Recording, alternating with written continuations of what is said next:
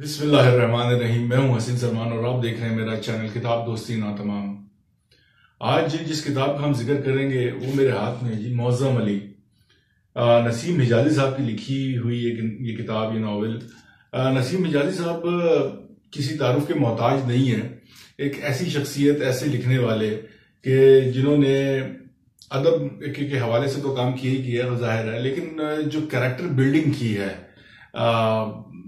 लोगों की, शख्सियतों की, अपने उसलूब तहरीर के जरिए, वो किसी से ढकी छुपी नहीं है। नसीम हिजाज़ी साहब जो हैं, ये इनका सही नाम था शरीफ हुसैन, और ये सुजानपुर, गुरदासपुर, इंडिया में पैदा हुए 1914 में, और 1996 में 82 साल की उम्र में रावलपिंडी में इनका इंतकाल हुआ। क्या खूबसूरत इन्होंने किताबें लिखी हैं, क्या जबरदस्त किताबें लिखी हैं तारीखी हवालों से, और क्या उनका जो उसलूब तहरीर था, सादा और समझ में आने वाला। मैं ज़रूर इसको रिकमेंड करूंगा कि आजकल की जो नौजवान नस्ल है वो अगर इनसे वाकिफ नहीं है तो ज़रूर नसीम हिजाज़ी साहब को ज़रूर पढ़े। एक कैरेक्टर बिल्डर की शख्सियत, एक कैरेक्टर बिल्डर की हैसियत रखते हैं ये, इनकी जो तहरीरें हैं ख़ास तौर पे। तो आज की जो किताब है मौज़म अली, ये बुनियादी तौर पे जो उनकी किताब है, इसका मैं थोड़ा सा आपको बता दूं कि ये किस बारे में है। ये बुनियादी तौर पे इन्होंने जो टीपू सुल्तान है उनके हवाले से ये किताब लिखी है। लेकिन ये जो मौज़म अली किताब है, ये एक तरीके से ये पेश लफ्ज है अपनी उनकी जो दूसरी किताब है, और तलवार टूट गई का। बुनियादी तौर पे मैं ये आप कंफ्यूज ना हो, मैं इसे, मेरा मकसद ये कहने का, दो किताबें इन्होंने लिखी। इसका पार्ट 1 ये कह लीजिए कि ये मौज़म अली है, और दूसरा जो इसका हिस्सा है वो कह लीजिए वो है और तलवार टूट गई। तो इसको लिखने का जो मकसद है वो मैं बयान करता हूँ इन्हीं की जुबानी। ये कहते हैं जी, सुल्तान टीपू की शख्सियत रोशनी के एक मीनार की तरह दिखाई देती है। इसके बेशतर किरदार मैसूर से ज्यादा बंगाल की तारीख के उस दौर से ताल्लुक रखते हैं जब मिल्लत के शहीदों की लाशों पर वतन फरोश अपने इक़्तिदार की मसनदें आरास्ता कर रहे थे। मौज़म अली इस दास्तान का मरकजी किरदार है। मैंने उसके एहसासात के आईने में उस जवाल पजीर कौम के सीरत और किरदार को नुमाया करने की कोशिश की है जिसे मौत व हयात की कशमकश में किसी निजात दहिंदा की तलाश थी। मौज़म अली मुर्शिदाबाद से उस वक्त निकलता है जब बंगाल में आज़ादी और हुर्रियत के परचम सरनिगूं हो जाते हैं, और मुहीत तारीकियों में भटकने के बावजूद मैसूर की सरजमीन में इस वक्त दाखिल होता है जबकि वहां एक नई सुबह का आफताब तुलू हो रहा है।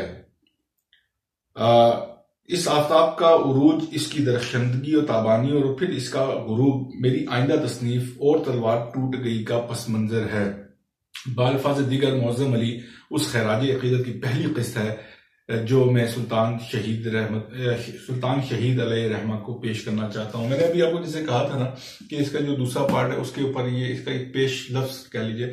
तो ये सुल्तान टीपू का जो नाम है, इससे आप वाकिफ होंगे, उनके बारे में है। लेकिन इसकी जो असल में जो मैं आपको एक बात बताऊं कि ये किताब पढ़ना बहुत जरूरी है। उसकी वजह एक ये है कि हमें अगर जो हमारा जो पाकिस्तान है, हमारा मुल्क, ये तहरीक पाकिस्तान, और उससे पहले तहरीक आज़ादी 1947 में तहरीक पाकिस्तान, और उससे 100 साल पहले 1857 में तहरीक आज़ादी, और उससे 100 साल पहले 1757 में जंग पलासी।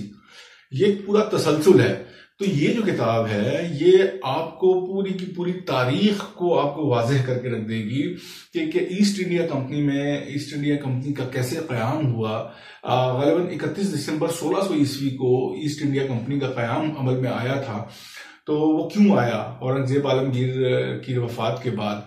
खैर, ये मैं आपको ये बताऊं कि ये जो शेर मैसूर यानी सुरंगापट्टम में थे, ये टीपू सुल्तान 1751 में पैदा हुए और 1799 में इनकी वफात हुई, इनको शहीद किया गया 47 ईयर्स, 47 साल की उम्र में। हैदर अली साहब के बेटे थे, लेकिन ये मैसूर में थे। इससे पहले जो थी, जो स्टोरी का जो इस किताब के हवाले से बात कर रहा हूं कि ये जो हमें अली वर्दी खान जो बंगाल, बिहार और उड़ीसा के एक हुक्मरान थे, 1776 में 1676 में पैदा हुए, 1756 में जिनकी वफात हुई 80 साल की उम्र में। 1757 में फिर जंग प्लासी, जैसे मैंने कहा कि जो ईस्ट इंडिया कंपनी का कयाम, और फिर जो मीर जाफर जो सिराजुद्दौला के दौर में जो उनका कमांडर इन चीफ था, तो उसकी जो गद्दारी थी, पूरा एक तसलसल है। 1757 से लेकर 1947 तक। अगर आप पाकिस्तान की तारीख का एक बैकग्राउंड जानना चाहते हैं और फिर उसकी एक पूरी की पूरी एक वसी तनाजुर में देखना चाहते हैं उसको, तो आपको ये किताब जरूर जरूर जरूर पढ़नी चाहिए और अपने बच्चों को भी पढ़ानी चाहिए और उनको तारीख का जो है हवाला उनको देना चाहिए। हम दूर हैं इस चीज से कि हमें पता होना चाहिए कि हमारा ये जो मुल्क है वो किस तरह से कायम हुआ, लेकिन खैर पढ़ने से ताल्लुक रखती है ये किताब। आप जरूर पढ़िएगा, मेरी पुरजोर रिकमेंडेशन है इस किताब की। वो आज की इस मुख्तसर जायजे के साथ इजाजत दीजिए, मिलते हैं इंशाल्लाह अगले जायजे के साथ। इसकी जो हमारा होगा वो होगा और तलवार टूट गई, इसका जो सेकंड पार्ट है। तब तक दीजिए इजाजत। अस्सलाम वालेकुम व रहमतुल्लाहि व बरकातहू।